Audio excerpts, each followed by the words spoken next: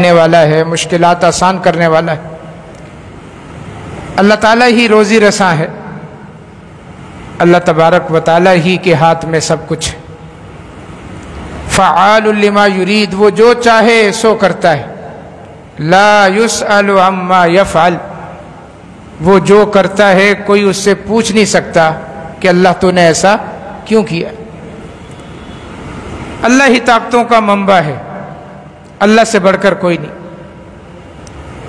اور اللہ تعالیٰ کے بعد جو سب سے بڑی ذات ہے وہ امام الانبیاء محمد الرسول اللہ صلی اللہ علیہ وسلم کی ذات ہے۔ بعد از خدا بزرگ توئیں، قصہ مختصر۔ اللہ کے بعد بزرگ ترین ہستی، بلند ترین ہستی، عظیم ترین ہستی محمد الرسول اللہ صلی اللہ علیہ وسلم کی ہستی۔ آپ بشر تھے اور افضل البشر تھے، تمام بنی نوع انسان میں سب سے افضل انسان محمد الرسول اللہ صلی اللہ علیہ وسلم۔ اللہ تعالیٰ نے آپ کو بشریت کے ساتھ پیدا کیا، فرمایا کہ آپ کہہ دیں کل انما انا بشر مثلکم، کہ لوگوں میں تمہارے جیسا انسان ہوں، بشر ہوں۔ ہاں میں خاتم النبیین ہوں، خاتم المعصومین ہوں، رحمت للعالمین ہوں، تمہارا ہادی ہوں، مقتدا ہوں، رہنما ہوں، تمہارا امام ہوں۔ بشر ہونے کی حیثیت سے نبی اکرم صلی اللہ علیہ وسلم کو وہ تمام عوارض لاحق ہوتے تھے جو ایک انسان کو ہوتے ہیں۔ ان میں ایک عارضہ یہ بھی ہے کہ انسان کو غصہ آتا ہے، نبی اکرم صلی اللہ علیہ وسلم کو بھی غصہ آتا تھا۔ انسان دوسرے انسان سے ناراض ہوتا ہے، نبی اکرم صلی اللہ علیہ وسلم بھی ناراض ہوتے تھے غصے میں، اور نبی اکرم صلی اللہ علیہ وسلم کی ناراضگی میں زمین آسمان کا فرق۔ ہم جب غصہ ہوتے ہیں یا ہمیں جب غصہ آتا ہے تو ہم جو چاہتے ہیں منہ سے نکالتے ہیں، جو چاہتے ہیں بولتے ہیں، ہوش اور حواس سے نکالتے نہیں، اور اس کو خوب پکاتے ہیں، بڑا کرتے ہیں، اور جب کبھی موقع ملتا ہے پھر خوب ہم غصہ نکالتے ہیں، ناراضگی کا اظہار کرتے ہیں۔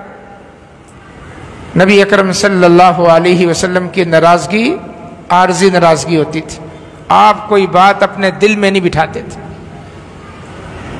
یہ رسول اللہ صلی اللہ علیہ وسلم کی شان ہے، یہ رسالت کی شان ہے، یہ اللہ کے نبی کا مقام ہے، یہ آپ کا مرتبہ ہے کہ آپ اپنے دل میں بات نہیں رکھتے تھے۔ ہمیں بحیثیت امتی رسول اللہ صلی اللہ علیہ وسلم کے متبع اور محب ہونے کے ناطے اپنے دل فرماتے ہیں کہ ایک جگہ ہم دعوت میں تھے، سب نے کھانا کھایا، نبی اکرم صلی اللہ علیہ وسلم نے بھی کھانا تناول فرمایا۔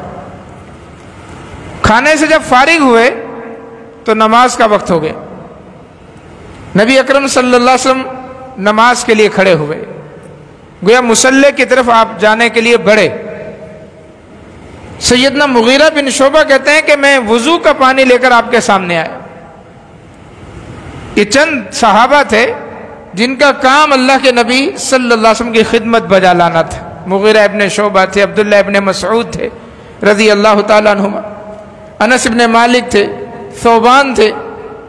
اس طرح کے صحابہ سفر و حضر میں اللہ کے نبی صلی اللہ علیہ وسلم کی خدمت کے لیے وضو کا پانی، آپ کی جوتیاں، آپ کا کنگا، آپ کا بستر آپ کے سامنے رکھتے تھے، خدمت کرتے۔ تو مغیرہ بن شعبہ کہتے ہیں کہ میں یہ سمجھا کہ آپ نے چونکہ کھانا تناول کیا، اس کے بعد آپ وضو فرمائیں گے تبھی نماز کے لیے آگے بڑھیں گے، تو وضو کا پانی لے کر میں آپ کے سامنے آ گیا۔ لیکن یہ کیا ہوا؟ فَانْتَحَرَنِي، اللہ کے نبی نے ڈانٹا، وَقَالَ وَرَاكَ، پیچھے ہٹ جاؤ، اللہ اکبر، پیچھے ہٹ جاؤ، وَرَاكَ، پیچھے جاؤ۔ کہتے ہیں کہ اللہ کے نبی نے مجھے ڈانٹا، اور جب یہ لفظ کہے تو میں دل کی نماز کھڑی ہو گئی، مغیرہ بن شعبہ کہتے ہیں کہ میں تو کسی اور ہی سوچ میں تھا کہ اب کیا بنے، اللہ کے نبی ناراض ہو گئے، اللہ کے نبی ناراض، جیسے کیسے کر کے نماز ختم ہوئی، سلام پھیرا، میں نے دیکھا میری ساتھ ہی سیدنا فاروق اعظم تھے رضی اللہ تعالیٰ، عمر بن خطاب رضی اللہ تعالیٰ۔ میں نے کہا یار عمر، لگتا ہے کہ اللہ کے، اور کہا اللہ کے نبی مغیرہ آپ کے الفاظ سے بہت ڈرا ہوا ہے، وہ سمجھ رہا ہے کہ شاید آپ اس سے ناراض ہیں، آپ کے دل میں کچھ ہے، آپ نے اسے ڈانٹ دیا، پیچھے ہٹنے کا کہا۔ اللہ کے نبی کیا واقعتاً آپ کے دل میں کوئی چیز ہے؟ اللہ اکبر۔ امام الانبیاء نے فرمایا لیس لنفسی علیہ شیء الا الخیر، مغیرہ کے بارے میں میرے دل میں سوائے خیر کے اور کچھ بھی نہیں، کچھ بھی نہیں۔ اللہ کے نبی پھر آپ نے ڈانٹا، پیچھے ہٹنے کا کہا۔ فرمایا بات یہ ہے کہ میں اس وقت باوضو تھا اور مغیرہ پانی لے کر میرے سامنے آ گیا، اگر میں تکلف میں پڑ جاتے لہذا میں نے مغیرہ کو اپنے سامنے سے ہٹا دیا، لیکن دل میں کچھ نہیں، ڈانٹا بھی ہے، ذرا سخت الفاظ بھی کہے ہیں، لیکن فرمایا دل میں کچھ بھی نہیں، خیر ہی خیر۔ یہ ہے محمد الرسول اللہ صلی اللہ علیہ وسلم کا دل، سب سے طاہر اور مطہر مجلہ تھا محمد الرسول اللہ صلی اللہ علیہ وسلم۔ اس کے باوجود اللہ نے 2 بار اس دل کو دھویا بھی۔ ایک جب آپ 4 سال کے تھے سیدہ حلیمہ سعدیہ کے ہاں، اس وقت جبرائیل آئے، آپ کا سینہ چاک کیا، جس کو ہم شق صدر کہتے ہیں، اس کو دھویا، دوبارہ رکھ دیا۔ دوسری مرتبہ جب آپ معراج کے لیے جانے لگے، اس وقت آپ کے سینے کو چاک کر کے دل کو دھو کے دوبارہ اس جگہ رکھ دیا گیا، اور یہ حقیقتاً ہوا، اس کی جگہ پہ رکھا گیا۔ یہ تھا اللہ کے نبی صلی اللہ علیہ وسلم کا دل۔ آپ نے فرمایا مجھے باتیں مت پہنچایا کرو صحابہ کی کہ وہ یہ کرتا ہے، وہ یوں کہتا ہے، فرمایا نہیں، مجھ تک باتیں مت پہنچاؤ، میں چاہتا ہوں کہ جب میں تمہارے سامنے آؤں تو میرے دل میں کسی کے لیے بھی کچھ بھی نہ ہو۔ یہ اصول ہے میرے بھائی، وحدت کا اصول ہے، اجتماعیت کا اصول ہے، تنظیم کا اصول ہے، جماعت کا اصول ہے، کہ صرف پاؤں سے پاؤں نہیں ملانے، دوسرے مسلمان کے ساتھ دل بھی ملانا ہے۔ اپنے دل میں بغض لے کر اس کے ساتھ پاؤں ملا کے کھڑے نہیں، نمازیں سروں سے اوپر نہیں جائیں گی۔ کہ دلوں میں بغض بھرا ہو، نفرت بھری ہو، عداوت بھری ہو، اور آپ کہیں اللہ اکبر، اللہ اکبر، سمع اللہ لمن حمدہ، ایسی نمازوں کی اللہ کو کیا ضرورت ہے؟ دل کو صاف رکھیں محمد الرسول اللہ صلی اللہ علیہ وسلم کے دل کی طرح۔ انس بن مالک رضی اللہ تعالیٰ فرماتے ہیں اللہ کے نبی نے فرمایا یتلو علیکم الآن رجل من اہل الجنہ، ابھی جو شخص آئے گا مسجد میں تمہارے پاس، جو آنے والا شخص ہے وہ جنتی ہے، جنتی ہے۔ صحابہ نے گردنیں گھمائی، دروازے کی طرف دیکھا، دروازے کی طرف دیکھا، حدیث کے الفاظ ہیں فطلع رجل من الانصار، ایک انصاری آدمی وہ مسجد میں داخل ہوا، داڑھی سے وضو کا پانی ٹپک رہا ہے، الٹے ہاتھ میں چپل پکڑی ہوئی ہے، سائیڈ پہ رکھی اور آ کر بیٹھ کے۔ یہاں تھوڑی سی بات اور نوٹ کر لیں کہ یہ نوجوان انصاری صحابی تھا۔ بعض ہمارے خطبہ کہتے ہیں کہ ایک بزرگ صحابی داخل ہوئے، بزرگ نہیں تھے، اور بعض محققین نے یہ تحقیق کر کے ان کا نام بھی لکھا ہے کہ یہ آنے والے سعد بن ابی وقاص تھے۔ غلط ہے، سعد بن ابی وقاص نہیں تھے رضی اللہ تعالیٰ عنہ۔ حدیث کے الفاظ ہیں طلع رجل من الانصار، انصاری صحابی آئے، اور یہ بات پتہ ہے سب کو کہ سیدنا سعد بن ابی وقاص رضی اللہ تعالیٰ عنہ مہاجر صحابی، انصاری نہیں ہے، عشرہ مبشرہ میں سے آنے والا کون ہے؟ انصاری ہے۔ دوسرے دن بھی ایسا ہوا، آنے والا جنتی ہے، صحابہ نے پھر دیکھا وہی نوجوان۔ تیسرے دن پھر کہا آنے والا جنتی ہے، صحابہ نے پھر دیکھا وہی نوجوان۔ طلع رجل من الانصار، انصاری آ رہا ہے، نوجوان آ رہا ہے، آدمی آ رہا ہے، وہی انداز ہے، وہی کیفیت ہے، وضو کا پانی داڑھی سے ٹپک رہا ہے، جوتیاں ہاتھ میں پکڑی ہیں ساری۔ تو یہ سعد نہیں تھے، نام سعد ہی تھا ان کا، سعد بن مالک بن سنان الخدری رضی اللہ تعالیٰ عنہ۔ سعد بن مالک بن سنان الخدری رضی اللہ، جس کو آپ سیدنا ابو سعید خدری کہتے ہیں رضی اللہ تعالی، ابو سعید خدری انصاری صحابی، نوجوان صحابی، 3 دن اللہ کے نبی فرمانے جنتی جنتی جنتی۔ عبداللہ ابن عمر کہتے ہیں کہ میں اس کے پیچھے ہو لیا، ان کے پیچھے ہو لیا، اور میں نے ایک بہانہ بنایا کہ میری والد صاحب سے لڑائی ہوئی ہے، عمرو ابن عاص سے، اور میں نے قسم کھائی ہے کہ 3 دن آپ کے پاس نہیں آؤں گا، لہذا مجھے اپنے ساتھ لے کے چلیں، میں آپ کا مہمان ہوں۔ 3 دن ان کے ہاں رہے، مشہور حدیث آپ سنتے رہتے ہیں۔ ان کے اعمال کو چیک کیا، ان کے اذکار کو چیک کیا، ان کی عبادات کو چیک کیا، اٹھنے بیٹھنے کو چیک کیا، مسجد میں آنے اور جانے کے جو کیفیت ہے اس کو چیک کیا۔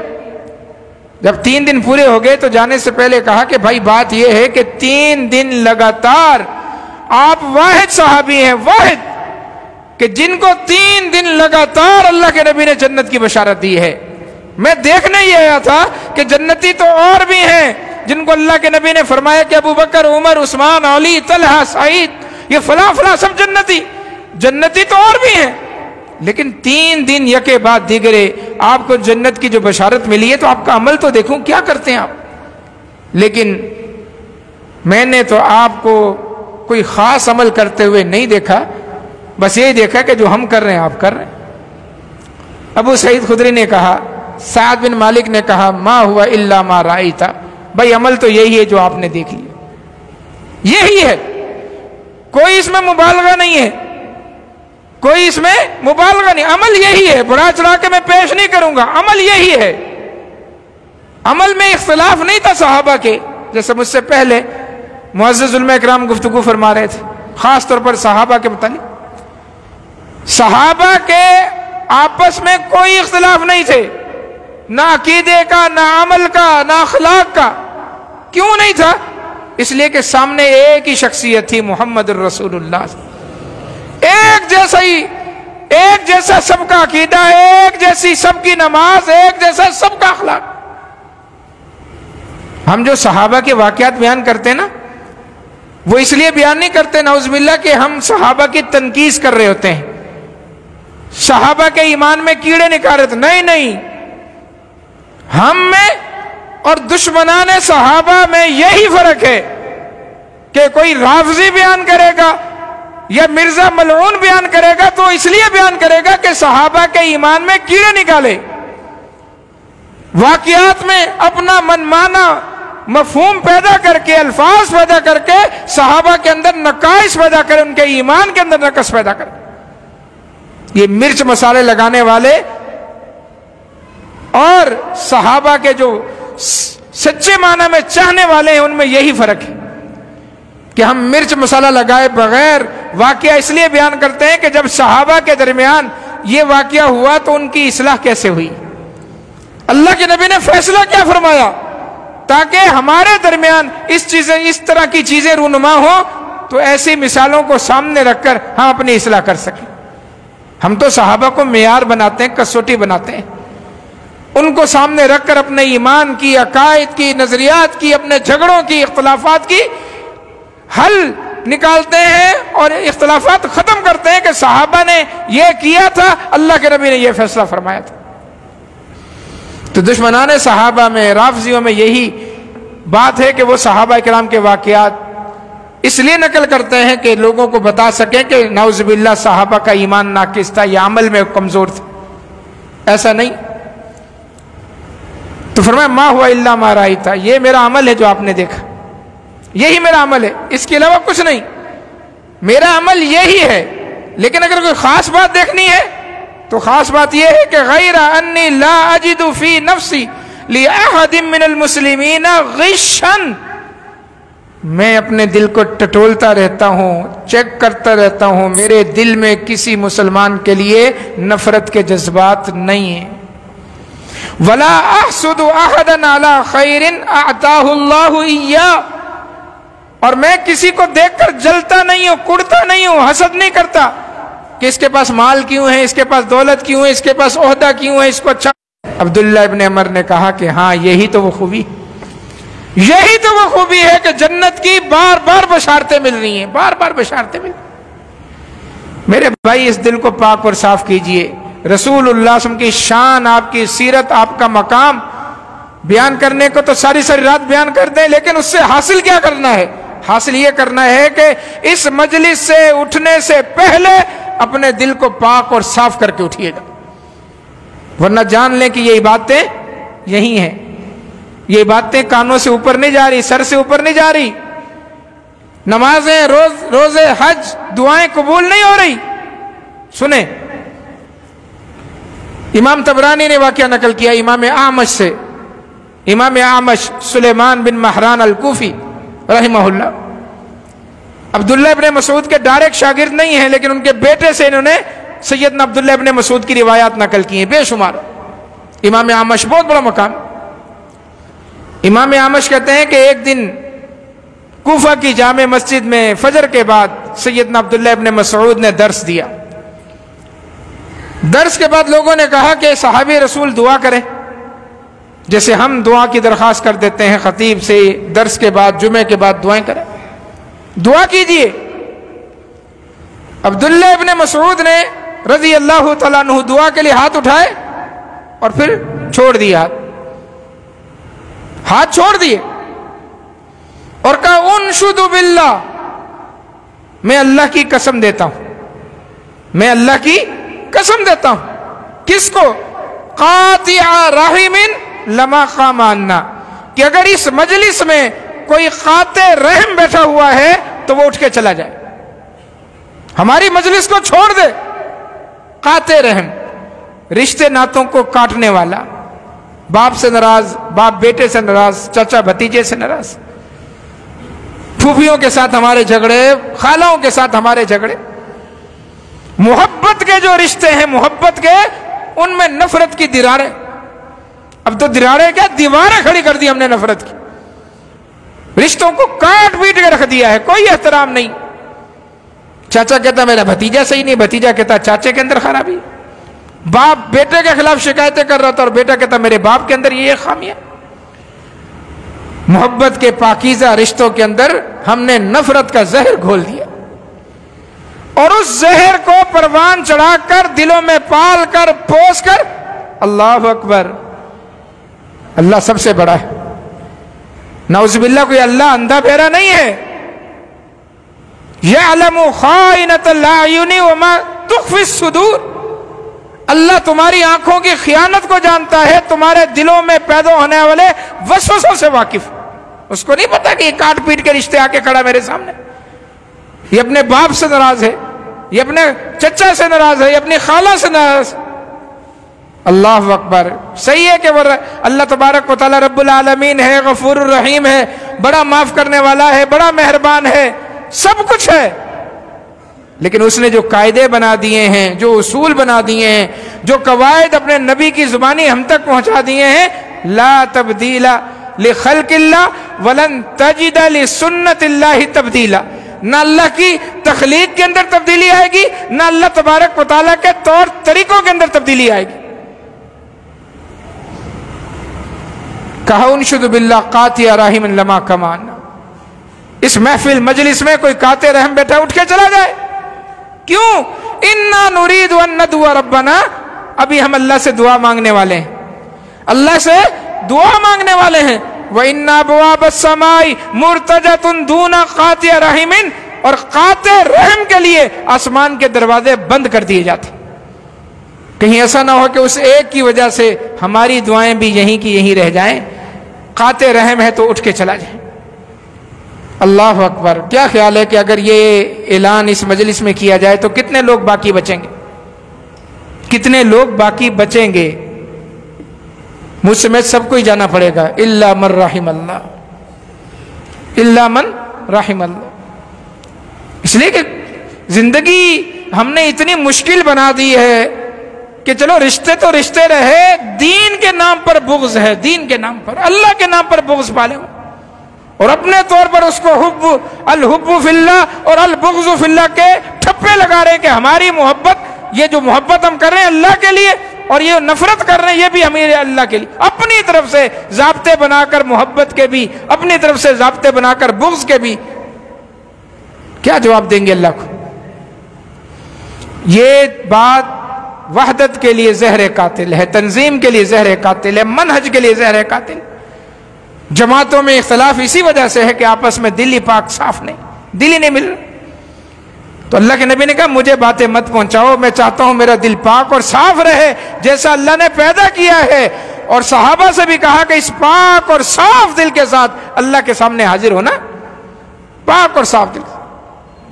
عہدے دیکھ لیں، منصب دیکھ لیں، مقام دیکھ لیں، اور ان کے بعد باتیں سن لیں، کرتوت سن لیں، گھن آتی ہے کہ اتنے بڑے منصب پر، اتنے بڑے مقام پر، اتنے بڑے مرتبے پر فائز، اور دل کے اندر اتنی پلیتی، اتنی نفرت، اتنی نجاست، کیا بنے گا؟ تو دلوں کو دھونے کی ضرورت ہے، ٹٹولنے کی ضرورت ہے کہ میرے لیے یہ سب سے اہم چیز ہے کہ میرے دل میں کسی کے لیے بھی نفرت نہ ہو، میرے دل میں نفرت نہ ہو۔ اللہ نے صحابہ کی جو صفات بیان کی ہیں ان میں یہ کہ اشداء علی الکفار، کافروں پر سخت، یہ قرآن ہے، اللہ کے الفاظ ہیں۔ اشداء علی الکفار رحماء بینہم، کافروں پر سخت اور آپس میں نرم محبت والے۔ اشداء علی الکفار رحماء بینہم، اتنی آپس میں محبتیں تھی، اتنی محبتیں تھی کہ جب سیدنا فاروق اعظم رضی اللہ تعالیٰ عنہ کی شہادت ہوئی نا، ابو لولو فیروز مجوسی نے، ملعون نے آپ کو زخمی کیا، اور پھر ان زخموں کی تاب نہ لا کر آپ شہید ہو گئے۔ اٹھائیں الفاروق شبلی نعمانی کی، لکھا ہے کہ آپ کی شہادت کا غم ایسا تھا کہ مدینے کا کوئی گھر ایسا نہیں تھا جو متاثر نہ ہو، اور ہر گھر کا یہ فرد سمجھ رہا تھا کہ جیسے سیدنا فاروق اعظم میرے والد تھے، میرے بھائی تھے، میرے بیٹے تھے۔ گھر میں کسی فرد کا جیسے انتقال ہوتا ہے، مدینے کے ہر گھر کے اندر اس غم کے اثرات پہنچے تھے۔ یہ ہے رحماء بینہم۔ غلط بتایا گیا، غلط سمجھایا گیا کہ صحابہ آپس میں لڑتے تھے، نعوذ باللہ نہیں لڑتے تھے، نہ صحابہ نے ایک دوسرے کی داڑیاں پکڑی، نہ گریبان پکڑے۔ یہ خود ساختہ روایت ہیں، تاریخ کے سیاہ الفاظ ہیں جو سیاہ دل والوں نے اور سیاہ چہرے والوں نے سیاہ قلم کے ساتھ لکھے اور نہ جانے کتنے صفحات کالے کر دیے۔ ہمارے سامنے قرآن ہے جو روشن کتاب ہے، وہ قرآن کہتا ہے شداء علی الکفار رحماء بینہم۔ اور اگر صحابہ کے اس طرح کے واقعات جو ہم بیان کرتے ہیں ہو بھی گئے، بشر تھے، قرآن نازل ہو رہا تھا، قرآن مجید نے تو ان کی گرفت نہیں کی، قرآن مجید نے تو اس واقعے پر ان کو برا بھلا نہیں کہا۔ قرآن جب نازل ہو رہا تھا یہ واقعات بھی ہو رہے تھے، اور جب قرآن کی یہ آیت نازل ہوئی الیوم اکملت لکم دینکم، کہ آج کے دن تمہارا دین مکمل ہو گیا، قرآن مکمل ہوا، دین مکمل ہوا، اس دین کے اندر ہے السابقون الاولون من المہاجرین والانصار والذین اتبعوهم باحسان رضی اللہ عنہم ورضوا عنہ۔ یہ اس قرآن میں